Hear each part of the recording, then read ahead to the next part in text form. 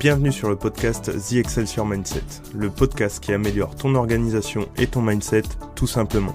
Je suis Jean-Baptiste, fondateur de JBC Excelsior et créateur du programme Impactant. Je te partage toutes les semaines mes connaissances et mes expériences autour de l'organisation, le mindset et les outils digitaux. J'espère que tu es prêt à t'amuser parce qu'on va décoller. Bonjour et bienvenue à toi dans ce nouvel épisode de podcast et aujourd'hui je vais te parler de 3 nouvelles lois du temps qui te permettront, j'espère en tout cas, d'y voir un peu plus clair dans ton quotidien. Ces lois nous rappellent à quel point il est important de s'écouter et de reprendre notre place d'être humain. Pourquoi je dis ça ? Parce que même les ordinateurs font des erreurs, bien entendu, surtout quand il s'agit de prédictions. Ils se basent sur des événements passés et des probabilités pour te donner une prédiction plus ou moins correcte du futur, de ce qui pourrait arriver.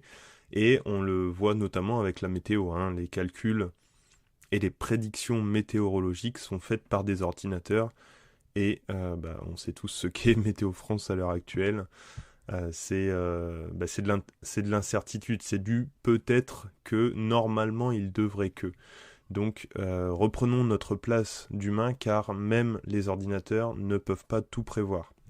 Donc aujourd'hui c'est très simple, je vais te parler de la loi de Parkinson, de la loi de l'Ecclésiaste et de la loi de Hofstadter, donc 3 lois qui devraient nous aider à remettre les pieds sur terre.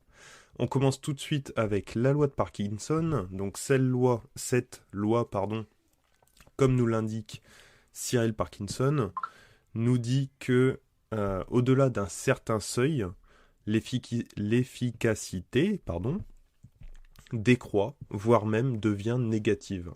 Donc c'est quoi l'idée principale derrière ça ? Tout simplement, c'est de commencer par se fixer des priorités ainsi que des délais réalistes.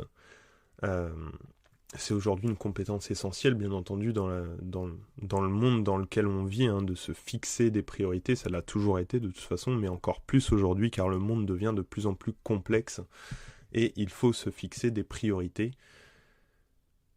Et il faut aussi se fixer des délais, bien entendu, puisque aujourd'hui, moi je viens du monde de l'informatique, du développement web, et plus particulièrement quand on nous demandait un devis d'une fonctionnalité qui devait arriver, on devait calculer à peu près le temps qu'on allait mettre à développer et déployer cette nouvelle fonctionnalité.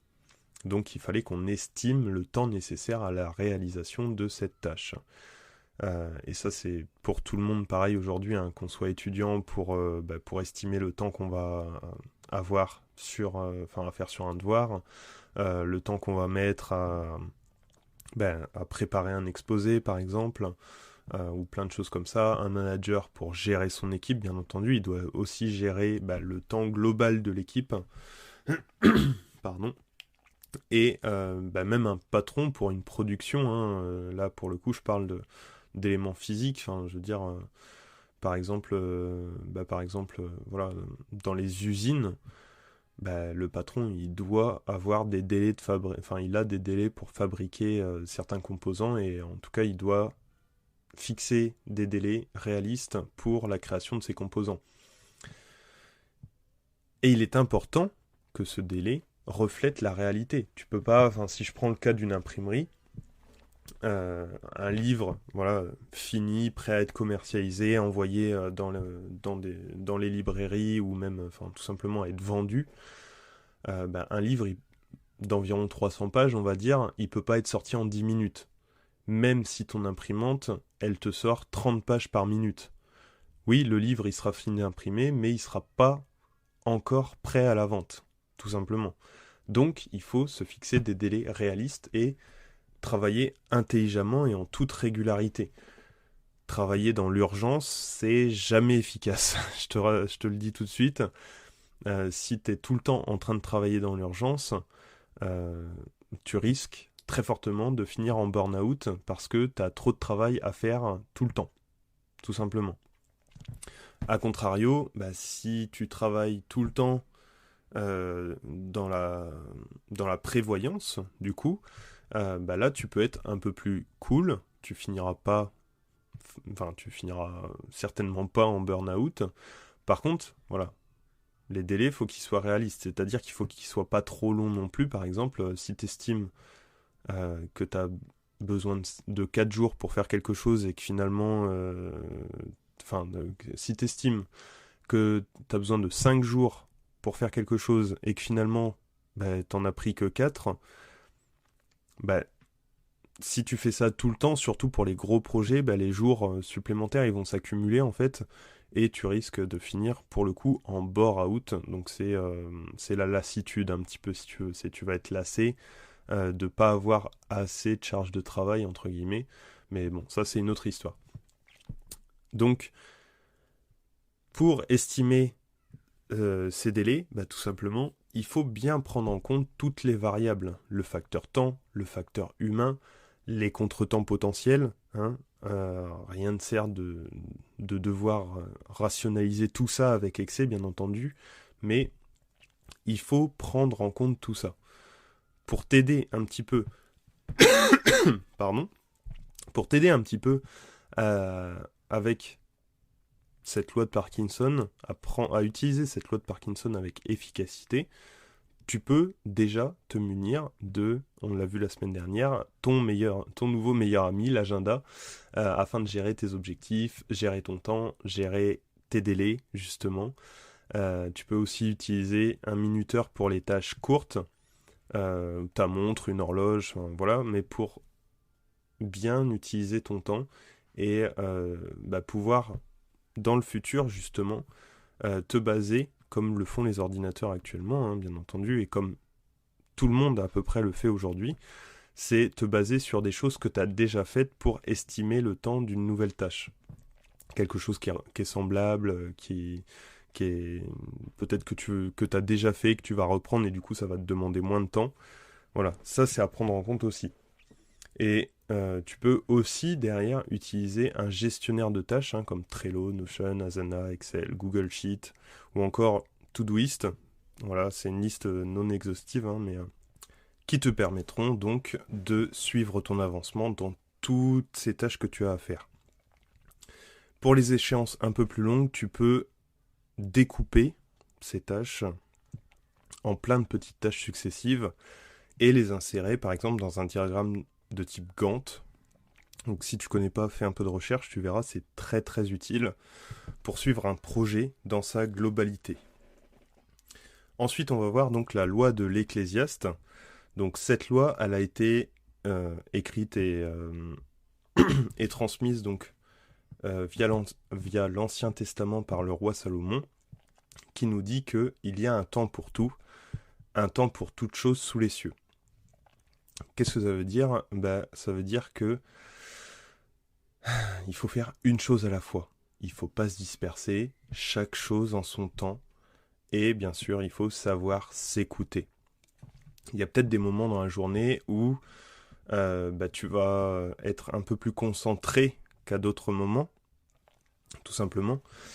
Peut-être que pendant une longue période, tu vas te consacrer à un projet qui te nourrira, qui te demandera plus d'efforts, et donc tu auras moins de temps pour d'autres aspects de ta vie, par exemple, et ça, c'est tout à fait normal. Il faut savoir en tenir compte de ces moments énergétiques-là, et il faut aussi savoir s'écouter, c'est-à-dire que il faut aussi savoir transmettre aux autres le fait que tu n'as pas forcément de temps pour telle ou telle chose, parce que tu es focus sur ce que tu es en train de faire, justement. Donc, retiens une chose essentielle, c'est qu'il y a un temps pour tout. Concentre-toi pleinement sur l'activité que tu es en train de faire pour déjà t'assurer de sa réussite, bien entendu. Excuse-moi. Pardon, je suis un petit peu malade en ce moment. En tout cas, j'ai mal à la gorge. Et donc, je disais, oui, de te concentrer pleinement sur les choses, enfin, sur ce que tu es en train de faire. Certaines choses, certaines tâches, bien entendu, prennent plus de temps que d'autres. C'est à toi de savoir t'adapter et équilibrer ton temps selon tes objectifs.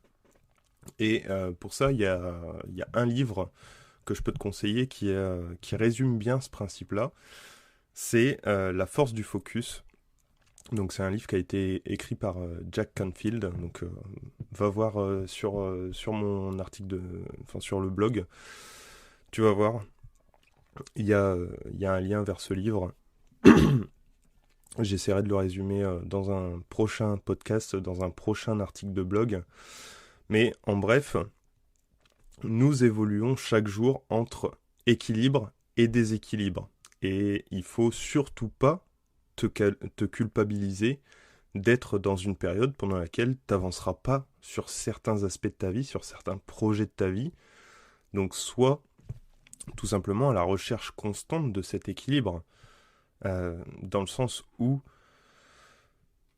voilà, tu vas avoir ta vie pro, ta vie perso, et même dans ces deux aspects-là, il y aura d'autres équilibres à créer, hein. Par exemple, moi je suis parent d'un petit garçon de 3 ans et demi. C'est aussi un équilibre. C'est entre ma vie pro, ma vie de famille, ma vie perso.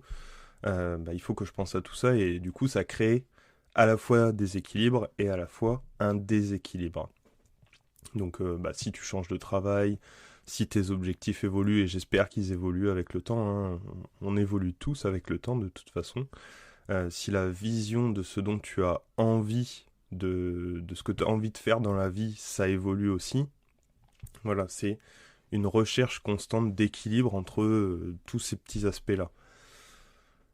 Et pour finir, voilà, tu connais un petit peu ce vieil adage, je pense, c'est il y a un temps pour rire et s'amuser, et il y a un temps pour être sérieux et travailler. Voilà, donc c'est vraiment, il y a un temps pour tout, il y a un temps pour savoir s'amuser, se détendre, etc. Et ce temps-là, il est important aussi. Mais il y a un temps pour être sérieux, pour travailler, pour avancer dans ta vie. Et pour finir, on va voir donc la loi de Hofstadter. Oui, je sais, les transitions sont pas forcément ouf, mais j'essaye d'aller à l'essentiel justement. Et donc cette loi, elle a été écrite, ou en tout cas elle a été transmise par un universitaire américain, donc Douglas Hofstadter. Rien à voir avec la loi de Douglas, hein. Mais ça nous dit que il faut toujours plus de temps que prévu, même en tenant compte de la loi de Hofstadter. L'idée principale, c'est que, et c'est là pourquoi, c'est là que je disais au début justement qu'on va reprendre notre place d'être humain, c'est que il est quasiment impossible de prévoir le temps qui sera nécessaire à la réalisation d'une tâche complexe. Et pas que complexe, hein. Parfois, même les tâches les moins complexes, c'est dur de prévoir le temps qu'on va passer dessus. Il faut savoir que cette loi-là, elle était initialement prévue pour les ordinateurs, les premiers ordinateurs en tout cas, qui jouaient aux échecs. Et Hofstadter, il a écrit là-dessus que dans les premiers temps de la programmation des échecs, les gens avaient l'habitude d'estimer qu'il faudrait 10 ans pour qu'un ordinateur devienne champion du monde. Une fois que les 10 années sont passées, il semblait que le jour où l'ordinateur deviendrait champion du monde c'était encore 10 ans plus loin. Donc voilà, c'est la loi un petit peu du glissement. Il faut donc essayer d'analyser un ensemble de données pour se rapprocher au maximum d'une estimation correcte du temps que tu vas mettre sur la tâche qu'on te demande de faire. Sans oublier bien sûr qu'une tâche ennuyeuse prendra plus de temps à faire qu'une tâche sur laquelle tu prends du plaisir, hein. Ça je te le rappelle pas, j'en ai déjà parlé. Il y a aussi bien entendu le facteur humain à prendre en compte selon ton état psychologique dans lequel tu es, tes compétences, tes connaissances, ton expertise, voilà, tout le monde tout le monde a un nombre de variables incalculables qui fait que généralement, dire il me faudra tant de temps pour faire cette tâche, c'est un peu comme prendre son doigt et le mettre au vent et dire il me faudra 2 jours pour faire ça. Peut-être qu'il t'en faut en vrai, de vrai, tu peux pas savoir. Tu te bases sur des choses que tu as déjà fait, pour lesquelles tu as déjà évalué ton temps. tu estimes que c'est plus ou moins similaire et tu te dis, en tout cas tu dis à la personne qu'il te faudra tant de temps parce que tu te bases sur quelque chose que tu connais. Mais personne n'est devin. Aujourd'hui, en tout cas, perso, je connais personne qui est réellement devin. Euh, voilà, donc un petit peu pour conclure là-dessus, bah, tu as maintenant en main donc 3 nouvelles lois du temps qui te permettront, en tout cas j'espère, de mieux maîtriser ton temps au quotidien. Et rappelle-toi bien une chose surtout, c'est que nous ne sommes ni des machines, ni des robots, et même eux, d'ailleurs, font des erreurs, je te le rappelle. Donc, tout simplement, apprends à t'écouter. Euh, Quand je parle généralement, enfin voilà, si je reviens sur la loi de Hofstadter, tu peux estimer, par exemple, si je retourne sur l'exemple des usines, peut-être qu'une usine qui produit habituellement, justement, j'en sais rien, 2000 pièces par heure, parce qu'il y a, j'en sais rien moi, trois quatre chaînes de montage, enfin trois quatre chaînes d'usinage. Peut-être que sur une chaîne, il y a une machine qui va tomber en panne, et il y a ce temps-là aussi à prendre en compte. Enfin, tu vois, c'est plein de variables. Donc restons humains. Même les machines font des erreurs, même les machines tombent en panne. Nous, on tombe malade. Enfin voilà, c'est un peu une corrélation. Mais redescendons sur Terre. Hein. Euh, Personne ne lit l'avenir vraiment. Et il n'y a pas de souci là-dessus. C'est pas un mal si t'as du mal à déterminer le temps qu'il te faudra pour exécuter certaines tâches. Parce que peut-être que c'est quelque chose que t'as jamais rencontré. Du coup, enfin voilà, comme je le disais, hein, ton doigt tu le mets au vent et tu te dis, voilà, il me faudra tant de temps. Et peut-être qu'il t'en faudra moins, peut-être qu'il t'en faudra plus. S'il t'en faut moins, tant mieux. Je dirais, tant mieux, parce que soit tu vas pouvoir livrer en avance, soit tu vas pouvoir avancer sur autre, enfin dans tous les cas tu vas pouvoir avancer sur autre chose avec le temps que tu avais prévu pour ça, mais peut-être qu'il te faudra plus de temps. Et là pour le coup, j'ai une personne de mon réseau qui a eu le coup justement pour dernièrement pour une formation qu'elle fait. Elle avait prévu 2 heures pour mettre en vidéo ses modules de formation et il lui en a fallu 10, tu vois. Donc typiquement, l'erreur est humaine et c'est pas grave. Il faut déculpabiliser là-dessus. Voilà, donc moi je te retrouve la semaine prochaine. Si t'as aimé ce contenu, surtout, voilà, selon la plateforme sur laquelle tu es, un like, un commentaire, ça fait toujours plaisir. Euh, Si tu peux pas en laisser, c'est pas grave. Je suis content que tu m'aies écouté, en tout cas jusqu'au bout. Si tu veux m'aider justement à produire de meilleurs contenus, voilà, si tu as des idées de contenus que tu aimerais bien que j'aborde, surtout, voilà, un petit commentaire, un petit message, même un mail sur ma boîte mail, ça me fait super plaisir. Et après, pour tous ceux qui veulent me soutenir et faire évoluer le podcast, vous pouvez me retrouver sur ma chaîne Tipeee pour me faire un petit don et pouvoir profiter de plein de choses que je peux partager. Voilà, moi je te retrouve la semaine prochaine dans un nouvel épisode. Allez, salut.